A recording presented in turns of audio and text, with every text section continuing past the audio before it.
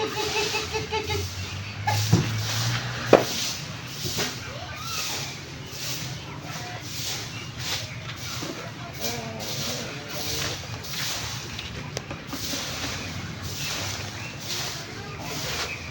mga kabakyard, magandang araw po sa inyo. Ayan po. At kung inyo pong napapasin mga kabakyard, medyo halos maubos po yung mga alaga natin. Ayan po. Ilan na lang po yung mga alaga nating malaki. Kasi nga po ang daming bumibili. Nagbebenta po kasi tayo ng mga alaga Ang dami pong bumibili. Kaya halos maubos po yung mga pambenta natin o pangkarne. Halos maubos po nila Ayan po. Pero marami pa po yung mga alaga nating bibi. Marami. At may bago po akong alaga ngayon na pararamihin. Medyo nag-upgrade po tayo. At pakikilala ko po sa inyo yung bagong alaga natin. Ayan. At happy farming po sa ating lahat mga kabakyard. Happy farming po.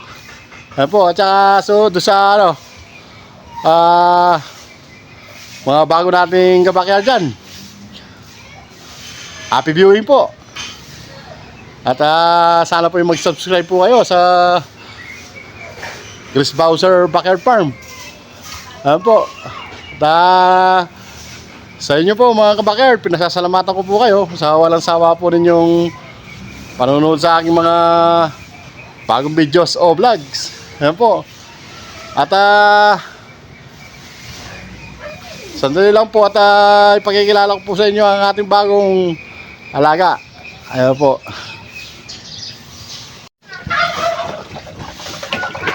Ito naman po yung mga alaga nating sisiw ng bibi. Ayan medyo lumaki na po sila. At yung nauna dyan magto 2 months na. At yung iba mahigit 1 buwan pa lang po talaga. Ayan. Ang gugulo nila. Ayan po mga bibi na yan. Ang lakas lumamon. Ang lakas kumain. Ayan po isang kain na lang po, kailangan 3 kilong pizza ihanda mo sa 40 piraso. Ayan maghapon uubusin na lang 5 kilong pizza. Ayan po mga kabakyard. Pero sulit po ang pagod natin sa mga yan. At bandang December pambenta na yan yung mga malaki dyan. December to January marami tayong pambenta. Ayan po Kaya i-close up natin. Ayan po. Ayan po yung mga alaga nating sisiw. Ang lalaki na po Ayan po bilis nila lumaki. Sa pagdating ng 2 months talaga halos pwede ng pangkarne. Basta tama ang pag-aalaga. Ayan po Sa mga sisiw pala na bibi mga kabakyard, pag yan po ay pinagsama-sama nyo, minomonitor nyo rin po. Minomonitor nyo maghapon kahit hindi nyo sila pinapakain. Kasi minsan nagtutukaan po yan. Nagtutukaan po yan, lalo na pag gusto nilang uminom.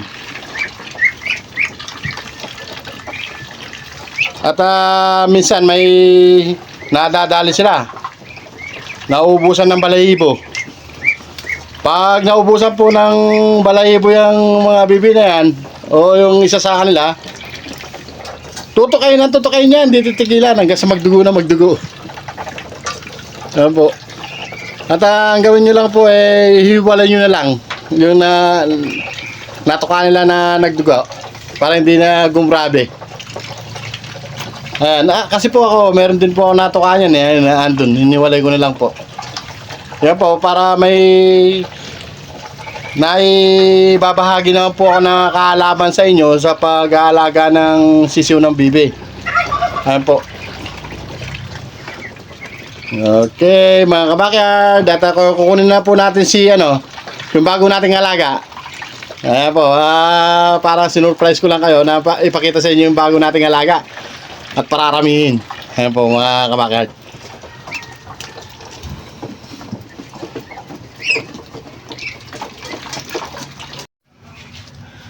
Mga kabakyard, ito po yung sinasabi ko sa inyong bago nating alaga.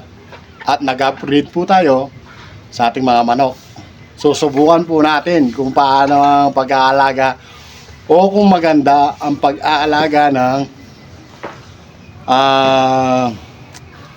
heritage chicken. Susubukan po natin kung maganda o kung paano kaganda ang pag-aalaga ng heritage chicken. Ano po, at nagpag-swap po ako ng isang giant rooster. Ayan po, ang laki. Giant rooster po ito. Ang laki po eh. Tumitimbang na po ng 5 kilo. Silaki ng pabo. Silaki lang isang pabo. At nagtaka nga ako, meron palang ganitong klaseng manok na heritage chicken. Ang laki po niya eh. Siguro magpa 5 months pa lang po ito. 5 months pa lang. Nasa 5 kilo na eh. Ito po. Ang laki. Susubukan po natin siyang paramihin. Kasi meron naman po akong inahin na dyan. Na upgraded. Heritage chicken din. Dumalaga.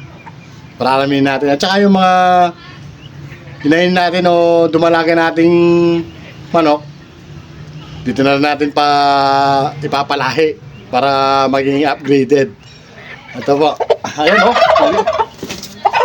Ayan. Ayan po, nakawala po siya. Kasi para natatako sa mga pabo. Pinupuntahan siya ng pabo eh. Ayan po. O sige po mga kabakyard, ipapakita ko na lang sa inyo dito sa baba. Ayan po siya oh. Ito po, ayan. Ayan po siya.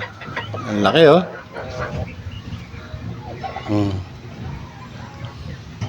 Ang laki po niyan. Nasa 5 kilo. Ibig ko po bang sabihin na ang bigat niya? Ang lusog.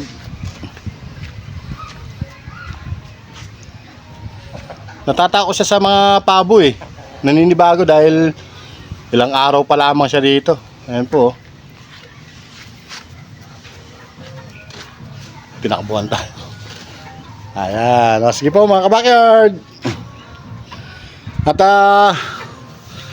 bago pa pala ako magpaalam sa inyo eh, pinasasalamatan ko po kayo mga kabakyard sa walang sawa po ninyong panonood sa aking mga video o vlogs. Ayan po mga kabakyard, maraming salamat po sa inyo sa walang sawa po ninyong pagsuporta sa akin. At sa mga bagong kabakyard natin, mag-subscribe na po kayo. Huwag po ninyong kalimutan pindutin yung notification bell para lagi kayong updated sa ating mga bagong videos. Ayan po, maraming salamat po mga kabakyard.